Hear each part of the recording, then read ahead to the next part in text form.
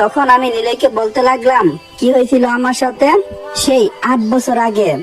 আমি নিলয়কে সব ঘটনাগুলো বললাম। আমার ঘটনা শুনে নিলয় বলল, ছি, তোর ভাবি তোর সাথে এমন কাজটা করছে, ও কাজটা কিন্তু ঠিক করে নাই। আমি কালকেই তোর বাসায় গিয়ে তোদের পরিবারের সবাইকে সব সত্যি কথা বলে আসবো।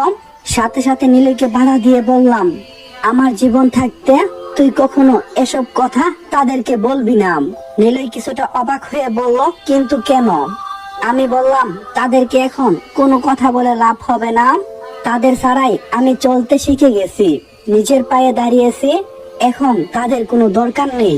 নিলয় বলল, তুই কি সবকিছু ভেবে বলতেছিস? আমি বললাম, হ্যাঁ। নিলয় বলল, কোনোদিন না কোনোদিন তাদেরকে তো ক্ষমা করতে হবে, তুই তখন কি করবি? এবার আমি কিছুটা বিরক্ত ভাব নিয়ে বললাম, আমার কাছে তাদের কোনো ক্ষমা নেই, তাদেরকে তাদের মতো থাকতে দে, আমাকে আমার মতো। তুই মাঝখানে এসে সমস্যা সৃষ্টি করবি না প্লিজ।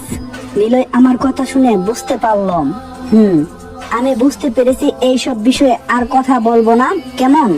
আমি বললাম, এইসব বিষয়ে কথা না বললে আমি সবচেয়ে বেশি খুশি হব। আসসালামু আলাইকুম। তো সবাই কেমন আছো?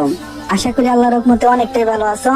আল্লাহর রহমতে আর তোমাদের ভালোবাসায় আমি অনেকটাই ভালো আছি। 7টা 5-এ ভিডিও আপলোড দেওয়ার কথা ছিল, কিন্তু দিতে পারি নাই। একটা সামান্য কাজে ফেসে গেছিলাম, তাই দেরি হয়ে গেছে। আর ইউটিউবে আজকে ভিডিওটা দিতে পারবো না। আশা করি কালকে সকালে ভিডিওটা আপলোড হয়ে যাইব। তো সবাই চ্যানেলটা সাবস্ক্রাইব করে রাখো। তো বেশি কথা না কইয়াম, আজকের পর্বটা শুরু করা যাক। আমি বললাম, এইসব বিষয়ে কথা না বললে আমি সবচেয়ে বেশি খুশি হব।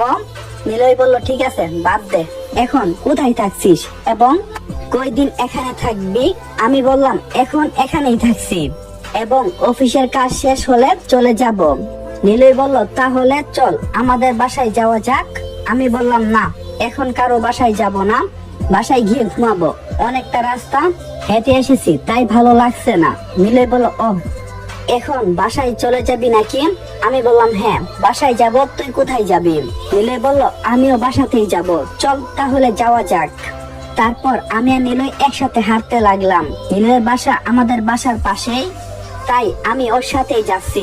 দুজনে নানা বিষয়ে গল্প করতে করতে যাচ্ছিলাম। হঠাৎ করে আমার ভাইয়ার সাথে দেখা।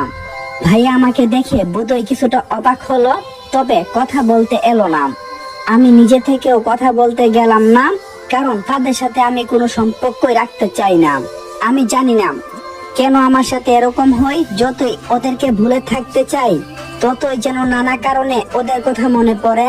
আজকে আমার কোনো ইচ্ছে নেই তাদের সাথে কথা বলার, কিন্তু ভাইয়ার মুখ দেখে বুঝতে পারছিলাম সে আমাকে অনেক কিছুই বলতে চাই, কিন্তু কি ভেবে যেন সেটা বলল না। ভাইয়া চলে যাওয়ার পর নিলয় আমাকে বলে উঠল, তোর ভাইয়ার সাথে কথা বলবি না? আমি বললাম, তোকে তো বললাম ওদের সাথে আমি কথা বলতে চাই না, তাহলে কেন ওদের কথা বারবার আমাকে বলছিস? নিলয় বলল, তোর ভাইকেও দেখে মনে হলো তোকে যেন কি একটা বলতে চেয়েছিল, কিন্তু বলেনি। আমি বললাম, বাদ দে ভাই ওদের কথা। নিলয় আমার রাগ দেখে শান্ত হয়ে গেল। তারপর আমরা দুইজনে কথা বলতে বলতে আমার বাসায় চলে এলাম।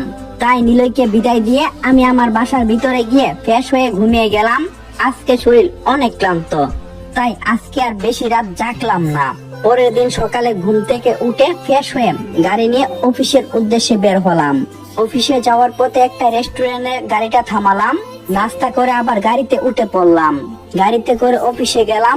অফিসে যাওয়ার পর পিয়ন এসে আমাকে ইন্টারভিউ রুমে নিয়ে গেল। সেখানে অনেকেই বসেছিল, আমিও ওইখানে গিয়ে বসলাম। একটু পর হঠাৎ করে মিটিং রুমে 2জন লোক প্রবেশ করলো। তাদেরকে খুব চেনা চেনা মনে হলো, কারণ তারা অন্য কেউ না, আমারই